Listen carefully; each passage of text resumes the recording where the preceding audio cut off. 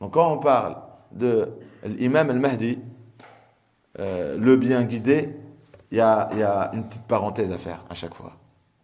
On n'est pas les seuls à parler de l'imam Mahdi. Shia, les chiites, aussi parlent de l'imam Mahdi. Mais c'est quoi la différence entre Ahl Sunnah wal Jama'a et entre Shia? Que quand on parle de Mahdi, si vous faites des recherches sur Internet, vous allez trouver qu'on n'est pas les seuls à parler de cette période de l'histoire de la Ummah qui nous attend. Il y a aussi les chiites. Les Shia, qu'est-ce qu'ils disent? Ils disent que Al-Mahdi, cet imam, ce calife qui va revenir, il était déjà sur terre. C'est le 12e imam. Il a déjà, il y a des siècles et des siècles, il était déjà là. Le 12e imam que eux ils reconnaissent. Après, il a disparu. Après, Allah Azza wa Jal, il lui a donné une longue vie. C'est-à-dire, il a plus de 1000 ans. Il a plus de 1000 ans. Il est quelque part. Après, il va réapparaître. Il va réapparaître. Un imam qui a déjà été sur terre, dans l'histoire de Oumma, et qui va revenir.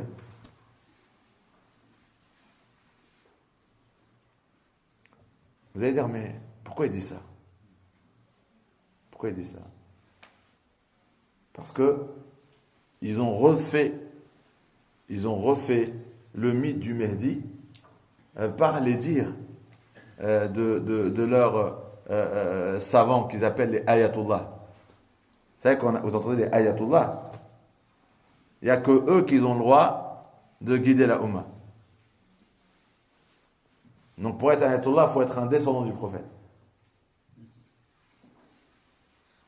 Pour être un ayatollah, il faut être un descendant du prophète. Il faut succéder à un autre ayatollah. Il faut être désigné par un autre ayatollah. Après, une fois qu'il parle, sa parole, elle est pour nous, Ahl Sunnah wal Jama'a, l'équivalent de la Sunnah du prophète. C'est-à-dire, il devient un modèle. Il faut suivre tous ses mots et il faut vivre comme lui. Et voilà ce qui nous distingue. Nous, on est Ahl Sunnah wal Jama'a. Ahl Sunnah wal Jama'a, ça veut dire nous, on ne suit pas un savant, nous on suit la Sunnah du prophète. Les savants, leur rôle c'est quoi? C'est de pratiquer eux-mêmes la Sunnah et de l'enseigner. Mais on ne doit pas les suivre dans ce qui ne correspond plus à la Sunnah. Ou suivre leur parole quand elle est contraire à la Sunnah. Eux, leur rôle, c'est de nous l'enseigner, de nous la transmettre, de nous la montrer, de nous la faire comprendre. Un ayatollah, il ne reconnaît pas la Sunnah. Il dit, il y a le Coran, il y a moi. Et pour comprendre le Coran, il faut me suivre moi. Et donc, quand il parle du Mahdi, il dit le Mahdi, ça sera un des nôtres. Ça sera l'un de nos 12 imams, le 12e. Et quand il va apparaître, nous, on va être à son service. Et même si vous n'avez pas le privilège de l'écouter, si on vous dit qu'il nous a dit de vous dire, vous devez nous suivre. Vous devez nous écouter. C'est dangereux. C'est-à-dire qu'on pourra peut-être, pour eux, on pourra peut-être jamais le voir, leur Mahdi.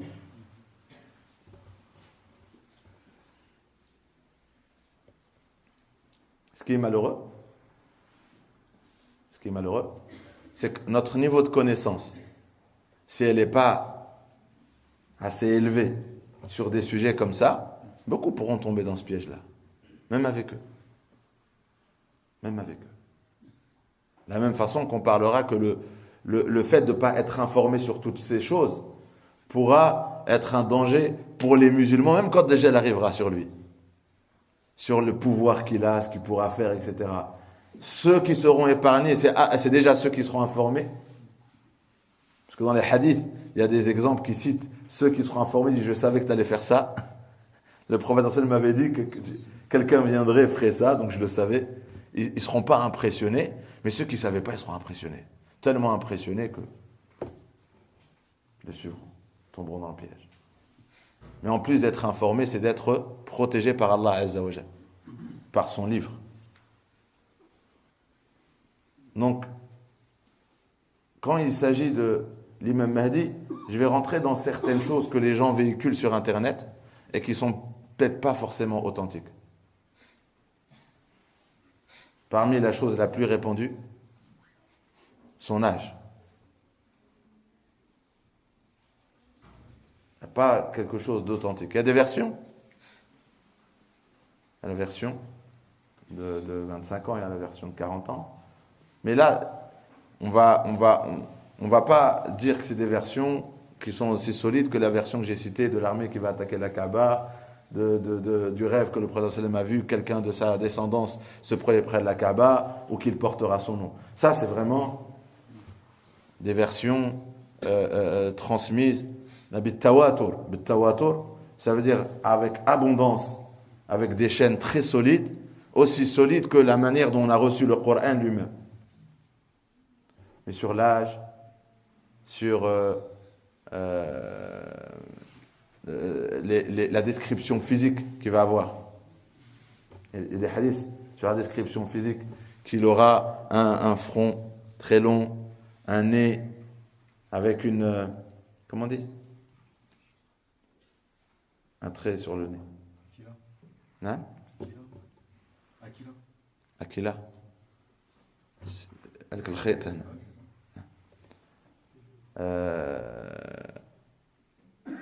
Le fait, parmi ces hadiths-là, le fait qu'il va apparaître en période de pèlerinage, après un drame à Minan. Ça, c'est des versions, on peut pas les... Vous savez, des fois, il y a des hadiths, on ne peut pas les rejeter, mais on ne peut pas les utiliser avec la même certitude que certains. Donc peut-être. Le problème dans ces hadiths-là, c'est la chaîne de transmission. La chaîne de transmission n'est pas solide. Il ne faut pas les rejeter. C'est pas parce que dans la chaîne de transmission, il y a des personnes qui, dans cette chaîne, ne sont pas très solides, veut dire qu'ils ont menti quand ils ont dit que le prophète sallam a dit. Après, ça, c'est un autre domaine. Comment accepter, refuser les hadiths. En tout cas, ils sont pas mawdou', ils sont pas inventés. On dit ils sont da'if, ils sont faibles. Il faut faire la distinction entre un hadith inventé et entre quelque chose de faible. C'est-à-dire, il y a des chaînes de transmission, même sur ces hadiths-là. Des hadiths un peu plus solides. Qu'il y aura des personnes qui vont lui faire allégeance, près de la Kaaba. Une version qui dit 40, suivie de 313. Version qui dit 40, suivie de 313. Parmi les pieux, des pieux qui viendront d'Irak et de Shem. Irak, Shem, ça ne parlait pas du pays, ça parlait des directions. C'est-à-dire des personnes qui viendront de là et des personnes qui viendront d'autre part. Dans des hadiths où la chaîne elle est de plus en plus solide, elle n'atteint pas le tawatur, mais elle est de plus en plus solide, que quand il sera menacé par une armée, des drapeaux noirs venant de Khurasan descendront à son secours. Des personnes qu'Allah avait préparées pour lui aussi, qui viendront à son secours. Une armée qu'Allah lui avait préparée. Et vous savez l'histoire des drapeaux noirs, pour ceux qui disent on est en plein dedans parce qu'il y a des hommes avec des drapeaux noirs. Vous savez, les drapeaux noirs, c'est depuis Ad-Dawla al-Abbasiyya, l'empire abbasside. Ceux qui ont fait tomber l'empire Umayyi. Ils ont choisi des drapeaux noirs pour que les musulmans ils disent bah c'est eux. L'empire abbasside, c'était quoi? C'était les khulafas, c'était imama noir, et leur drapeau c'était noir avec la ilaha illallah. Ils sont inspirés du hadith de la fin des temps de l'imam Mahdi, parce que le prophète dans le hadith il dit tous les musulmans devront le soutenir et se joindre à cette armée. Et donc, c'est pas nouveau que des personnes s'inspirent de ces récits pour inciter beaucoup de gens à les soutenir, d'utiliser le drapeau avec la ilaha illallah pour dire peut-être c'est elle la fameuse armée de l'imam al-Mahdi. Et quand on lit l'histoire, on ouvre les yeux que ce qu'on est en train de vivre aujourd'hui, c'est juste l'histoire qui se répète parce qu'on veut toujours défendre sa cause avec la religion. On veut toujours défendre sa cause avec la religion, avec des hadiths. Et quand tu dis oui, mais dis-moi, il y a un hadith qui dit que c'est eux. Ben, les gens ils disaient ça sur les Abbassides. Et leur dawla, elle est partie, non? Ils ont régné un peu, ils sont partis, il n'y avait pas de Mahdi, il n'y avait pas de Dajjal. Et beaucoup retombent dans le piège aujourd'hui. Aussi, selon les hadiths, ils ne sont pas mutawatir, mais qui donnent un sens à l'armée de Mahdi, c'est que le prophète dit wajaba ala kulli mu'minin nasruh. Il sera obligatoire pour tous les croyants de le soutenir. Mais le soutien ne veut pas dire soutenir une cause ne veut pas dire tous être à ses côtés physiquement. Le jour où il sera là, c'est à lui de définir comment il vous demandera de le soutenir. Peut-être il va vous dire faites da'wa. Il va peut-être nous demander de nous repentir et d'apprendre le Coran et de revenir à la Sunna et d'enseigner l'islam à nos familles et de refaire l'effort de la dame. C'est soutenir sa cause. Non? Sur ça, on ne peut pas définir exactement, se mettre à sa place, voilà ce qu'il dira. Parce que là, par contre, il n'y a aucun hadith qui dit comment on va le soutenir. Mais est-ce que s'il me demande de faire un peu plus d'efforts dans ma foi et dans ma religion, je le fais, est-ce que je soutiens ce khalifa, ce amir? Oui. Est-ce que le prophète, sallallahu alayhi wa sallam, les sahaba, ils l'ont soutenu en restant avec lui? Non, on compte par les doigts de la main ceux qui étaient toujours avec lui. Mais est-ce que tout le monde vivait sa vie? Hein? Oui. Est-ce qu'il y en a qui devenaient musulmans et retournaient à 2 mois de distance? Ils vivaient leur vie? Oui. Mais est-ce qu'ils soutenaient l'islam? Oui. Est-ce qu'ils faisaient de da'wa? Oui. Est-ce qu'ils ont soutenu son message? C'était le soutenir. C'était ce qu'il leur a demandé. Il leur a pas dit, tout le monde doit être à Médine. Tu viens d'où toi? Je viens de... Tu dois rester ici maintenant pour me soutenir. C'était pas comme ça dans l'islam. C'est-à-dire, fera-t-il une chose que le prophète sallam n'a pas fait? Non. Ça, c'est pour répondre à ceux qui, quand ils parlent de l'khilaf, ils parlent forcément du sujet de l'hijra. Ça, c'est faire un remix des choses. La hijrata ba'da al-fath. Le prophète sallam a dit, après la conquête de Mecca, il n'y aura plus de hijra. Pourquoi tu parles de hijra? Le prophète sallam a dit, la hijrata ba'da al-fath. Est-ce qu'il a fermé la porte de l'hijra? Al-muhajiru man hajara ma naha Allahu anhu. Il nous demandera de faire le hijra, c'est-à-dire de nous éloigner des interdits d'Allah, du haram. Le prophète sallam a dit, l'hijr, c'est de quitter les interdits d'Allah. Là, il nous demandera de faire le hijra. Il va nous dire quitter le haram, quitter les interdits, quitter la désobéissance d'Allah Azza wa Jal. Pour conclure sur la thématique de Mahdi, alors qu'il est à Constantinople avec les croyants, Shaitan dira,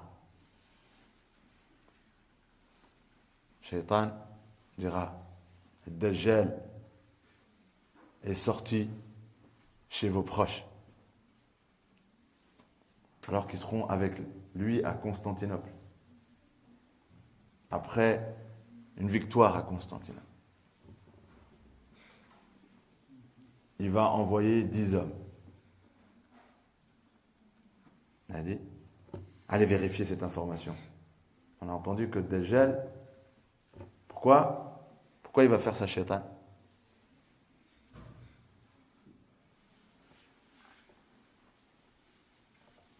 Pourquoi Pourquoi alors que le Mahdi, il est à Constantinople, après la conquête de Constantinople. Pas l'ancienne conquête, là on parle des signes de la fin des temps. Donc il y aura une autre conquête. Il va lui dire, Shaitan, il est chez vos enfants, chez vos proches. Pourquoi il va dire ça? Shaitan, à chaque fois que tu es sur le droit chemin, il veut te freiner. Il veut te faire reculer. Il va envoyer 10 hommes. Là, il y a une interprétation. J'entends tout sur cette interprétation de ce morceau-là. Il dit, il va envoyer 10 hommes à cheval. Ils disent, dans l'époque de Mahdi, il n'y aura plus de voitures, il n'y aura plus de jeep, il n'y aura plus d'avions, plus d'hélicoptères, plus de motos, parce qu'il va les envoyer à cheval. Le prophète sallallahu alayhi wa sallam dit, Inni la a'rifu asma'ahum wa asma'a aba'ihim wa alwana khuyulihim. Parce qu'Allah, il a montré cela. Il a dit, je connais leur nom, le nom de leur père et même la couleur de leurs chevaux. À partir de là, il y en a beaucoup qui disent, comment ils sont à Constantinople pour retourner jusqu'à Chem, il va leur dire de partir à cheval. Alors que ça fait partie des signes de la fin des temps. Qu'aujourd'hui, c'est plus un moyen plus une monture. Ça ne dépasse plus quoi. Bon, à partir de là, ils commencent à rentrer dans des tafsirs. Vous avez entendu des tafsirs sur ces sujets-là? Hein? On va retourner à l'âge de pierre. Ça veut dire qu'il y aura des grandes guerres. Et après, il y aura des armes tellement sophistiquées que tout ce qui est électronique ne marchera plus. Vous n'avez pas entendu? Il n'y aura plus d'armes à feu. Plus rien ne marchera. Après, ça va être à l'ancienne. Les lances.